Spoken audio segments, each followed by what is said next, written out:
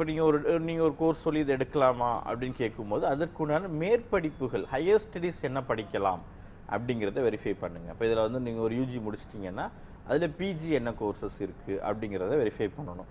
Next வந்து இப்போ நீங்கள் எடுத்து படிக்கக்கூடிய டிகிரிக்கு வந்து ஒரு கோர்ஸ் கம்ப்ளீட் பண்ண உடனே உங்களுக்கு ஸ்டார்டிங் சேல்ரி என்ன தர்றாங்க, ஒரு ஸ்டார்டிங் சேல்ரி என்னங்கிறத நீங்கள் வெரிஃபை பண்ணுங்கள். அடுத்து வந்து ஒரு 5 இயர்ஸ் 10 இயர்ஸ் எக்ஸ்பீரியன்ஸில், நாட் 10 இயர்ஸ் வரை நீங்கள் போக தேவையில்லை, ஒரு 5 இயர்ஸ் எக்ஸ்பீரியன்ஸில் வந்து சேல்ரி க்ரோத் எப்படி இருக்கும் அப்படிங்கிறத வெரிஃபை பண்ணுங்கள். இது ரொம்ப ரொம்ப முக்கியம்.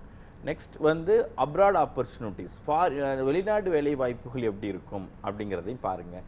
அண்ட் நீங்கள் ஃப்யூச்சரில் வந்து ஒரு சொந்தமாக ஒரு ஓன் பிஸ்னஸ் பண்ண முடியுமா, நீங்கள் படிக்கிற கோர்ஸ் வச்சு நீங்கள் நாலேஜை டெவலப் பண்ணுறதை வச்சு ஓன் பிஸ்னஸ் ஏதாவது ஸ்டார்ட் பண்ண முடியுமா அப்படின்னா அது எந்த அளவுக்கு வந்து வாய்ப்புகள் இருக்குது, அது நம்மளால் பண்ண முடியுமா அப்படிங்கிறதையும் வெரிஃபை பண்ணுங்கள். இதெல்லாம் வெரிஃபை பண்ணிவிட்டு நீங்கள் எடுக்கலாம்.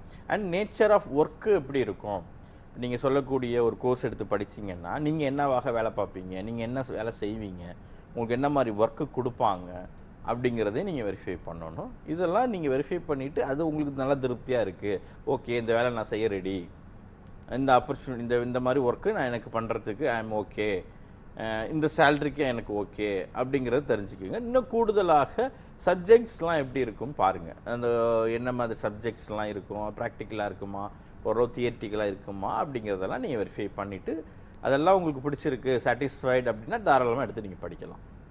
ஓகே சார், கண்டிப்பாக ஸ்டூடெண்ட்ஸ்க்கு வந்து இந்த கோர்ஸை சூஸ் பண்ணுற